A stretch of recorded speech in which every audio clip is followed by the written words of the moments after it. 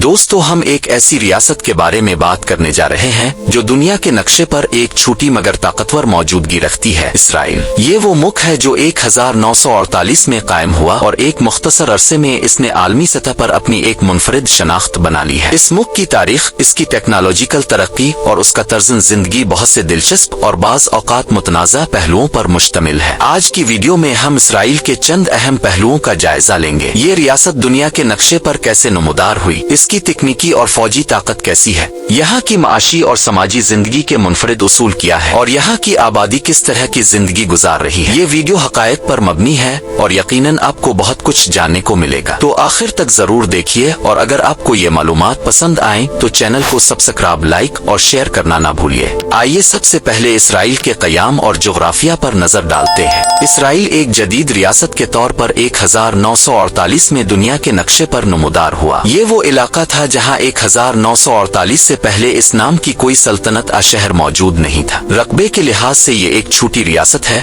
और 2022 के अदाद और शुमार के मुताबिक इसकी कल आबादी तकरीबन 96,56,000 है। ये मशरकी एशिया में बहराए रोम के साहिल पर वाक़ है और उसके पड़ोसी ममालिक में फलस्तीन, शाम, मिस्र और लबनान शामिल है। पूरी दुनिया के यहूदियों के लिए इसे मरकजी हैसियत हासिल है। इसराइल की कौमी और मजहबी ज़बान इब्रानी है। अब बात करते हैं इसराइल की इस ताकत की जिसकी वजह से ये अपने गिरदो नवा में कायम है। इसराइली फौज को दुनिया की ताकतवर तरीन अफवाज में शुमार किया जाता है। इसकी अस्करी सलाहियतें और टेक्नोलॉजी बहुत जदीद है। इसराइल का एक बड़ा दिफाई कारनामा इसका जदीद फिजाई दिफाई निज़ाम है, जिसे आमतौर पर आयरन डोम कहा जाता है। ये निज़ाम किसी भी आने वाले मिसाइल रॉकेट को फिजा में ही तबाह करने की सलाहियत रखता है।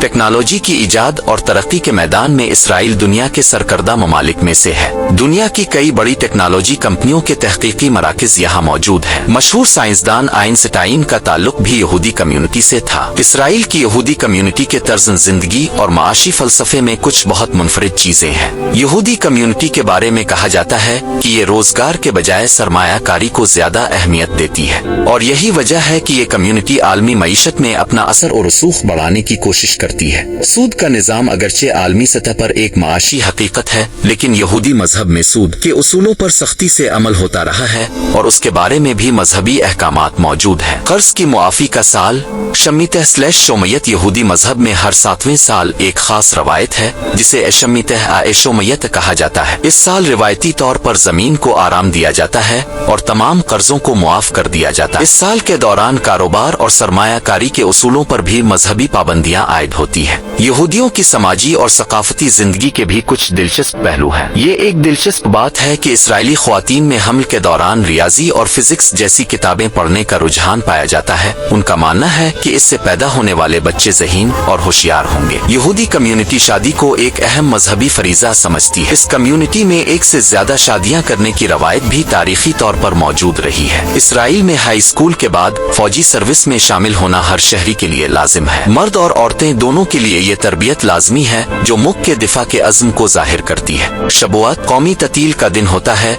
इस दिन कारोबार मुकम्मल तौर पर बंद कर दिए जाते हैं और लोग मिलकर वक्त गुजारते हैं। हनुका दिसंबर में हनुका का त्यौहार मनाया जाता है जिसे रोशनियों का त्यौहार भी कहते हैं। ये एक तारीखी फतह की याद में मनाया जाता है जिसमें इसराइल भर में शमें रोशन की जाती है। इसराइल की आबादी में एक बड़ी तादाद अरब मुसलमानों की भी है। ये कम्युनिटी बुनियादी तौर पर कहाँ रहती है? ये इसराइली शहरों और कुछ मखसूस इलाकों में आबाद है और उन्हें भी मुल्क में सियासी और समाजी हुकूक हासिल है। ताहम उनके हुकूक और हैसियत के बारे में अक्सर बैन अल-अक़वामी सतह पर बहस होती रहती है। तो दोस्तों ये थे इसराइल के चंद अहम और दिलचस्प हक़ाइक़। इस रियासत ने कम वक्त में बहुत से चैलेंजेस का मुकाबला करते हुए टेक्नोलॉजी, फौज और मईशत में एक खास मकाम हासिल किया। इसका तर्ज जिंदगी, इसके रस्म और रिवाज और उसके उसूल इसे दुनिया के दीगर ममालिक से बहुत मुख्तलिफ बनाते हैं। आपका इस वीडियो के बारे में क्या ख्याल है? कमेंट्स में अपनी राय का इजहार जरूर करें।